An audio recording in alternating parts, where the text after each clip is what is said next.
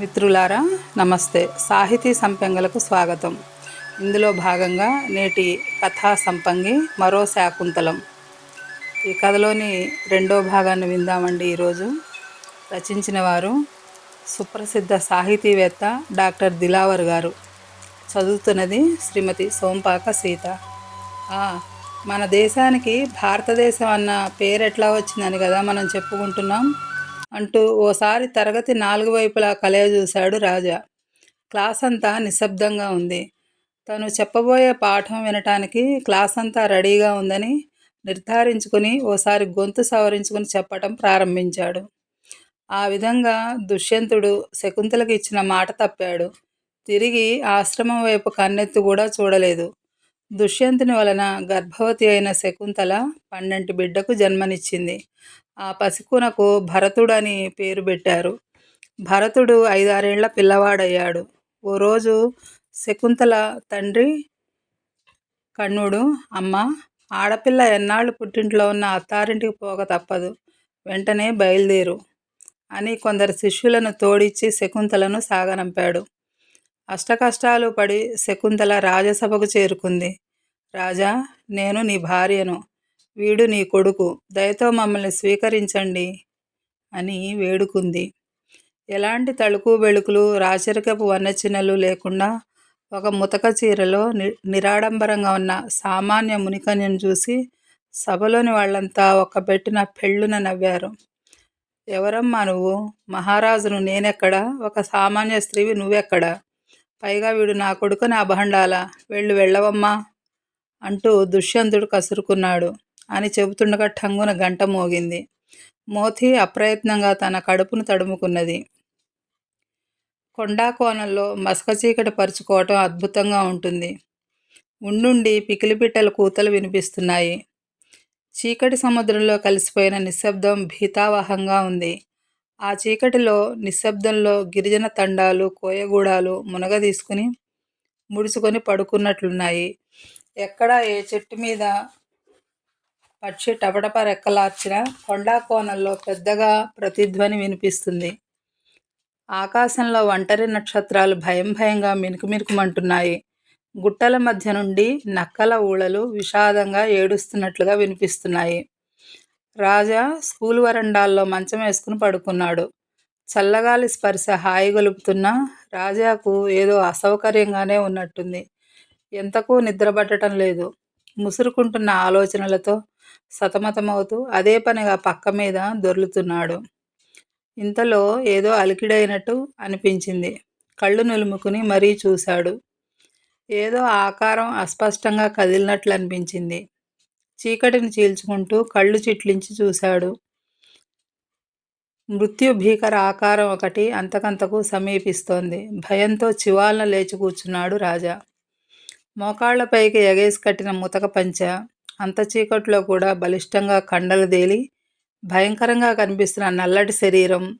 భయంతో రాజా గుండె వేగంగా కొట్టుకుంటున్నది. ఇంకా పరిశీలనగా చూశాడు. తలకు బిగించి కట్టిన పాగా, భుజం మీద మృత్యు రూపం ధరించినట్లు గండ్రగొడ్డలి. ఎవరు? తడబడుతూ అన్నాడు రాజా. మోతీకి కడుపు చేసింది నువ్వేనట కదా? రేపొద్దున్న కుల పంచాయతీ పెడుతున్నారు. నువ్వు అక్కడికి వచ్చి జరిగిన సంగతి చెప్పాలే, లేకుంటే ఇడు చూడు 2 ముక్కలుగా నరుకుతా. భుజం మించి గొడ్డలి తీసి చూపించాడు మాన్సింగ్. రాజా సమాధానానికి ఎదురు చూడకుండా కాలయమునిలా భయంకరంగా ఉన్న మాన్సింగ్ క్రమంగా చీకట్లో కలిసిపోయాడు. తండా బయట ఉన్న ముత్యాలమ్మ గుడి దగ్గర నెమలి చెట్టు కిందకి చేరుకున్నారు కుల పెద్దలు.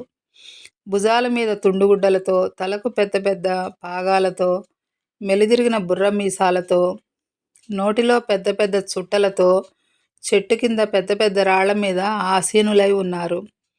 పక్కనే బల్లపరుపుగా ఉన్న ఓ రాయి మీద చింతమెల్లెల మోపులు పోలీసుల లాఠీ కర్రల్ని తలపిస్తున్నాయి.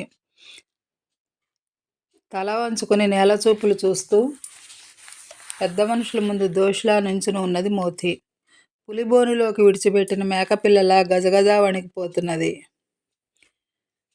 లోపల బాగా బాధపడుతున్నట్టున్నావు. జరగబోయే యుద్ధానికి ముందు భేరీ మోగించినట్లు కులపెద్దల్లో తల నెరిసిన భోజ్య అన్నాడు. వీరి సంభాషణ అంతా కూడా వారి భాషలోనే, లంబాడీ భాషలోనే కొనసాగుతోంది. ఏం లేదు, ముక్తసరిగా జవాబిచ్చింది మోతి. ఈ కడుపు ఎవరితో అయింది? గద్దించాడు భోజ్య. నాకు తెలియదు, నేను చెప్పను అన్నది మోతి. నువ్వు అబద్ధాలాడకు, నాకంతా తెలుసు, బుర్రమీసం దువ్వుకుంటూ దబాయించాడు భోజ్య. మోతి తిరిగి అదే జవాబు చెప్పింది మొండిగా, నాకు తెలవదు అని. కులపెద్దల కోపం నషాళానికి అంటుకున్నది. ఇది ఇట్లా చెప్పదని అక్కడున్న ఓ యువకునికి కనుసైగ చేశాడు చీమ్నా నాయక్. ఆ యువకుడు ఓ మోపు విప్పి అందులోంచి సందడు మెల్లెలు తెచ్చి పెద్దల ముందుంచాడు. చీమ్నా నాయక్ మళ్ళీ సైగ చేశాడు. కానీ అంటూ. ఆ యువకుడు 2 మెల్లెల్ని జమిలిగా మెలేసి పళ్ళ పళ్ళ మోతి వీపు మీద 5-6 దెబ్బలేశాడు బలంగా. మోతి దెబ్బలు తగిలినప్పుడల్లా బాధతో లుంగలు చుట్టుకుపోతున్నది తప్ప నోరు మెదపటం లేదు. ఈ రంకులాడి ఇట్లా చెప్పదు, నిజం కక్కేదాకా బాదుండ్రి, పట్టరాని కోపంతో హుంకరించాడు భోజ్య నాయక్. చింతమెల్లెలు నిర్విరామంగా కంచీల్లాగా మోతి శరీరానికి తగిలి ఎక్కడికక్కడ చర్మం చిట్లి రక్తం కారిపోతోంది. మోతి మౌనంగా నొప్పి భరిస్తున్నది. ఎంతకు పెదవి విప్పకుండా పంటి బిగువున బాధ భరిస్తూ అప్పుడప్పుడు ఆశగా కోయగూడెం వైపు చూస్తున్నది. పంచాయతీ దగ్గరకు వచ్చిన కొందరు ఆడవాళ్లు ఆ ఘోరం చూడలేక మల్లెపువ్వు లాంటి బిడ్డను నెత్తురు ముద్దగా చేస్తుండ్రు అని లోపల అనుకుంటూ గుడ్ల నీరు కుక్కుకుంటున్నారు. ఇంతలో ఉరుములు మెరుపులు లేకుండా పిడుగులు పడ్డట్టు, నేను చెబుతాను, నా వల్లనే మోతీకి కడుపైంది అనుకుంటూ వచ్చాడు మాన్సింగ్ తన భాషలో. ఒక్కసారిగా గాలి స్తంభించినట్లయింది. సూదిపడ్డా వినిపించేంత నిశ్శబ్దం అలుముకుంది. బిత్తరపోయి దిగ్భ్రాంతిగా మాన్సింగ్నే చూస్తున్నారందరూ. అందరూ చూస్తుండగా మోతీ చెయ్యి పట్టుకుని అక్కడి నుంచి వెళ్ళిపోయాడు మాన్సింగ్. రాత్రికి రాత్రే రాజా తట్టాబుట్టా సర్దుకుని పరారయ్యాడన్న వార్త గుప్పుమన్నది. గుండెల్లో గుణపాలు దిగినట్లు మోతి విలవిలలాడిపోయింది. ఆకులు రాలిపోయిన మోడులాగా ఆశలు రాలిపోయి దీనంగా మిగిలిపోయింది మోతి. కొండల మించి చర్యల్లోంచి వాగులు వంకలకు ఎటువాలుంటే అటు ప్రవహించే వాననీటిలాగా గమ్యం లేకుండా కాలగమనంలో బతుకు ఎటులాగితే అటు పయనిస్తున్నది మోతి.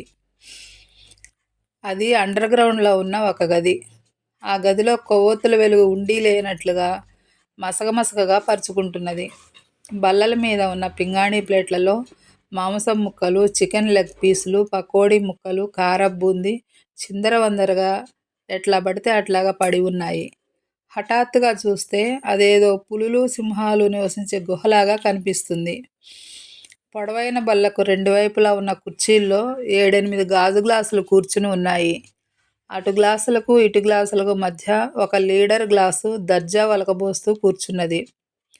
కొద్దిగా తమలోకి మందు ఒలుగుతున్న కొద్దీ గ్లాసులకు మైకన్నెత్తికెక్కుతున్నది. మందు కడుపులో పట్టగొద్దీ గ్లాసులు కుదురుగా ఉండలేకపోతున్నాయి. బాసు, దునియల ఈ మందు మగువ లేకుంటే మనసుంటోళ్ళంతా ఏం చేద్దురు అని అడిగింది ఒక గ్లాసు. అందరి సంగతి ఏందో గాని నేనైతే ఆ దేవుణ్ణి కాలర్ పట్టుకుని నిలేసేవాణ్ణి అన్నది లీడర్ గ్లాసు. శబాస్ గురు, అందుకే కదా గా గొర్రెతోక ఉద్యోగాన్ని ఒక్క తన్నుదన్ని గుడిని, గుడిలో లింగాన్ని మింగే గీ రియల్ స్టార్ అవతారం ఎత్తింది అన్నది ఇంకో గ్లాసు. చెస్, బేకార్ ఫాల్తు మాటలు మాట్లాడుకో. ఏం రియల్ ఎస్టేట్ దందాబాయ్, ఉచ్చమడుగుల చేపలు పట్టినట్టు ఎంత గీకన ఏం ఫాయిదా? ఏనా అధికారి కొడుకొచ్చినా లేసి నిలబడి సలాం చెయ్యాలే. ఆ నా కొడుకులకి మందు ఆడగాలి సరిపోదు, గవిటితో పాటు సూట్ కేసులు నజరానా ఇయ్యాలే. తెరికి తుపుక్కును ఉమ్మేసింది రెండో గ్లాసు. మరేం చేస్తే బాగుంటుంది బై, బుర్రగోక్కుంటూ అన్నది మొదటి గ్లాసు. గియ్యాల రేపు 4 పైసలు కమాయించుకోవాలంటే చేతిలో ఉక్కుమతి ఉండాలే. అధికారం ఉన్న జెండా ఎత్తుకుని అందరితోటి జై కొట్టిపిచ్చుకోవాలే. గప్పుడు చూడు మజా, అధికారి నా కొడుకులే మనల్ని చూసి నిలబడి సలాం చేస్తారు. ఏ మాఫియాల వెనకనన్నా నిలబడి కథ నడిపించినాం అనుకో, సూట్ కేసులు మనతానికే నడుచుకుంటూ వస్తాయి. గప్పుడు ఇక్కడ బ్యాంకులల్లా సోటు జాలదదిరా బాయ్, స్విట్జర్లాండ్ ఎత్తుక్కుంటూ పోవాలే. అధికారమా మజాకా అంటూ హుషారుగా కనుబొమ్మలు ఎగరేస్తూ లీడర్ గ్లాస్ వైపు చూసింది రెండో గ్లాసు. లీడర్ గ్లాస్కు మందు కంటే ఆ మాటలు ఫుల్ కిక్కి ఇచ్చినట్టున్నాయి. కళ్ళు నిప్పు కణికల్లా ఎర్రబడ్డాయి. పాము బుసకొట్టినట్లుగా మొస వినిపిస్తున్నది. గబ్బ బాటిళ్లకు బాటిళ్లు ఖాళీ చేస్తున్నది లీడర్ గ్లాసు. రాగద్వేషాలకు అతీతంగా, కష్టసుఖాలకు సుఖదుఖాలకు అతీతంగా, ఉచ్చనీచాలకు అతీతంగా, కలలు కన్నీళ్లకు అతీతంగా, ఎత్తుపల్లాలకు అతీతంగా విధి నిర్వహణే తన ఏకైక లక్ష్యం అన్నట్లు కాలం తన పని తాను చేసుకుపోతోంది. మోతీ కొడుక్కి 6 ఏళ్లొచ్చాయి. వరదలో కొట్టుకుపోయేవాడికి గడ్డిపోచే బతుకు మీద ఆశలు కలిగించినట్లు బతుకు ఒరవడిలో కొట్టుకుపోతున్న మోతీకి తన పేగు తెంచుకుని పుట్టిన కొడుకు మినుకు మినుకు ఆశాదీపమయ్యాడు. తన కొడుకు కోసమైన బతికి తీరాలన్న పట్టుదలతో కాలం గడుపుతున్నది. ఉన్నట్టుండి గిరిజన సంక్షేమ శాఖ మంత్రి కొత్తగూడెంలో జరిగే గిరిజన మహాసభల్లో పాల్గొనడానికి వస్తున్నాడన్న వార్త ఆ చుట్టుపక్కల గ్రామాల్లో ఉన్న కోయగూడాల్లోకి, తండాల్లోకి దావానలంలా వ్యాపించింది.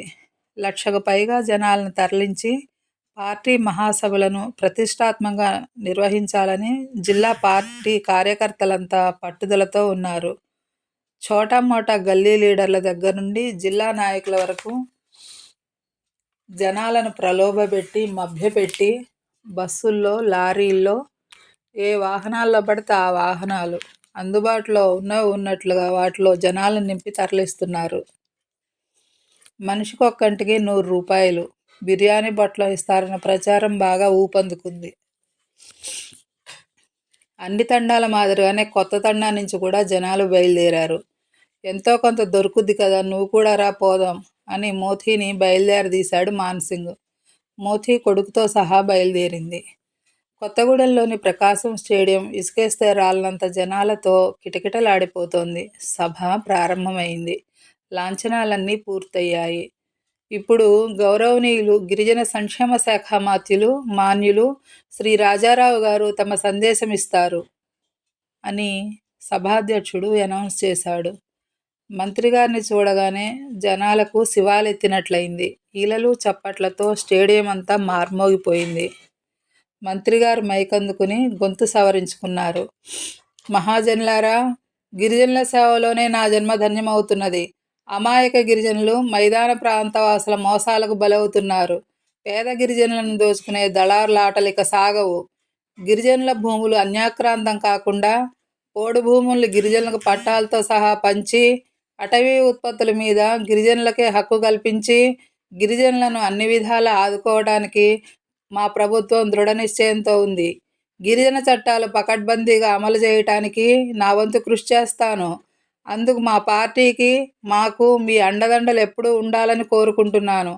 గిరిజనులకు ఎక్కడ ఎవరికి ఎలాంటి సమస్యలున్నా నా దృష్టికి తీసుకురండి, తప్పక పరిష్కరిస్తా. జై హింద్ అని ముఖానికి పట్టిన చెమటను తుడుచుకుంటూ ఉపన్యాసం ముగించి కూర్చున్నాడు. రాజారావు గారికి జై, రాజారావు గారికి జై అని దిక్కులు పిక్కటిల్లేట్లు జై కొడుతున్నారు జనాలు. రాజారావు ఆ పేరు వినగానే మోతీ గుండెల్లో ఏమూలో కసుక్కున ముళ్ళు గుచ్చుకున్నట్లయింది. మంత్రిగారి వైపు ఓసారి తేరిపారా చూసింది మోతీ. మంత్రిగారి రూపం మోతీకి మనసు పొరలలోనికి వలయాలుగా స్పష్టంగా అంతా అలుక్కుపోయినట్లు గజిబిజిగా దూసుకుని పోయి హఠాత్తుగా ఓ చోట ఆగిపోయింది. ఆ కేంద్రం నుండి జ్ఞాపకాల తాలూకు సంకేతాలు మెల్లమెల్లగా మనసంతా ఆక్రమించాయి. నరనరాల్లో ఒక్కసారే 1000 వోల్టుల విద్యుత్ శక్తి ప్రవహించినట్లయింది. అనుమానం లేదు, రాజానే. కాకపోతే రావు అని పేరు వెనక తగిలించుకున్నాడు. ఓసారి తను మా కులంలో కలుస్తావా అని అడిగింది అతన్ని. కానీ అతడు ఆయన సొంత కులపోళ్ళ మంత్రి అయ్యిండు. పేరు మారింది, కట్టుబట్టు మారింది, హోదా మారింది, పరపతి పెరిగింది. అయినా అతడు తనను ప్రాణం కంటే ఎక్కువగా ప్రేమించిండు. తననే తప్పక పెళ్లి చేసుకుంటానని ప్రమాణం చేసిండు. అతడే తన కొడుక్కి తండ్రి, అతడే తమను చూస్తే సంబరంగా చేరదీస్తాడు. మనసులో ఆలోచనలు కళపెళ మరుగుతుండగా జనాల తోపులాట మధ్య నుంచి వేదికను చేరడానికి విశ్వప్రయత్నం చేసింది మోతీ. సెక్యూరిటీ ఎవరిని ఆ దరిదాపులకు కూడా రానివ్వలేదు. మోతీని ఎవరో బలంగా వెనక్కి నెట్టేశారు. ఇంతలా మంత్రిగారు కారెక్కి వెళ్ళిపోయారు. హతాశురాలైపోయింది మోతి. రాత్రి అయింది. మంత్రిగారు ఆ రాత్రి గెస్ట్ హౌస్లో బస చేస్తున్నట్లు తెలిసింది. మోతీకి మనసులా ఇంకా ఏ మూలనో పూర్తిగా ఆరిపోకుండా మినుకుమినుకుమంటున్నది ఆశ. ఆ భ్రమనే మోతీని గెస్ట్ హౌస్ వరకు లాక్కుపోయింది. మళ్ళీ సెక్యూరిటీ పెనుభూతంలా అడ్డు నిలిచాడు. అయినా పట్టిన పట్టు వదల్లేదు మోతి. మంత్రిగారిని చూడందే అక్కడి నుంచి కదలనని బైఠాయించింది. మోతి మొండితనంతో విసిగిపోయాడు సెక్యూరిటీ. గోల భరించలేక లోనికెళ్ళి, సార్, ఎవరో లంబడామా మిమ్మల్ని చూడాలనంటోంది. వీలు కాదు, వెళ్ళిపోమ్మని ఎంత చెప్పినా వినటం లేదు. మొండిగా బైఠాయించింది. భయంగా విన్నవించాడు సెక్యూరిటీ. మంత్రిగారు మంచి మందు పార్టీలో ఉన్నాడు. టేబుల్ మీద బాటిళ్లతో పాటు వేపుడు చేసిన నెమలి మాంసం ముక్కలు, దుప్పి మాంసం ముక్కలు ఘుమఘుమలాడుతున్నాయి. అప్పటికే చాలా గ్లాసుల మత్తు మంత్రిగారి కడుపులోకి, అతని ముఖ్య అనుచరణగణం కడుపులోకి ప్రవేశించి అక్కడి నుంచి నెత్తికెక్కింది. లంబాడామా? మంత్రిగారి భృకుటి ముడుచుకుంది. పానకంలో పుడకంటే ఇదే అని మనసులోనే విసుక్కుంటూ, రమ్మను అన్నాడు. సెక్యూరిటీ మోతీని లోపలికి పంపించాడు. అయ్య దండాలో, నేను యాదికున్నానా మోతీని? చేతులు జోడించి వణుకుతున్న గొంతుతో అన్నది మోతి. మోతీనా? ఏ మోతి? జ్ఞాపకం చేసుకుంటున్నట్లు కాసేపు గట్టిగా కళ్ళు మూసుకుని అన్నాడు మంత్రిగారు. ఈయనకు నిజంగా యాదికి లేదా, నాటకమాడుతున్నాడా అనుకుంది మోతి. అయ్యా, మాది కొత్త తండా, నేను మోతీని. వీడు మీ కొడుకు. గుండెలు దడదడలాడుతుండగా కొడుకును ముందుకు తోసి అన్నది మోతి. దిక్కులు పిక్కటిల్లెట్టు పగలబడి నవ్వారు మంత్రితో పాటు పార్టీలో ఉన్న వాళ్ళంతా. నేనెక్కడా? ఈ మోటు ఈ నాటు సరికెక్కడా? పైగా నాకు కొడుకు కూడానా? తనలో తాను అనుకుంటూ ఓరగా మోతి వైపు చూశాడు. ఏయ్, నీకు గాని పిచ్చి పట్టిందా? ఎవరిని చూసి ఎవరనుకుంటున్నావు? మంత్రిగారు ఎక్కడా, నువ్వెక్కడా? పో. ఏయ్ సెక్యూరిటీ, దీన్ని మెడబెట్టి బయటికి గెంటేయ్ పెద్దగా అరిచాడు ఒక అనుచరుడు. మోతీని నిర్దాక్షిణ్యంగా బయటకు గెంటేశాడు సెక్యూరిటీ. బయట దట్టంగా చీకటి అలుముకొని ఉంది. అది సత్యకాలం కాబట్టి ఆనాటి శకుంతలకు ఏ ఆకాశవాణో సాక్ష్యం ఇచ్చింది. మరి ఇది కలికాలం కదా. ఏ నింగి, ఏ నేల, ఏ గాలి, ఏ నీరు, ఏ నిప్పు సాక్ష్యం ఇవ్వటానికి రాలేదు. తరతరాలుగా దగాపడుతూ వస్తున్న ఇలాంటి శకుంతలలకు ఇంత నీడనిచ్చి దయతో ఆదుకుంటున్న చీకటే మోతిని కూడా సానుభూతితో తన గుండెలకు హత్తుకుంది అనునయంగా. మిత్రులారా, మీకు ఈ కథ నచ్చినట్లయితే లైక్ చేయండి, ఒక కామెంట్ రాయండి, మీ మిత్రులకు షేర్ చేయండి, సబ్స్క్రైబ్ అవ్వటం మర్చిపోకండి. మరో మంచి కథతో మీ ముందుంటానండి. అంతవరకు ధన్యవాదాలు. సెలవు.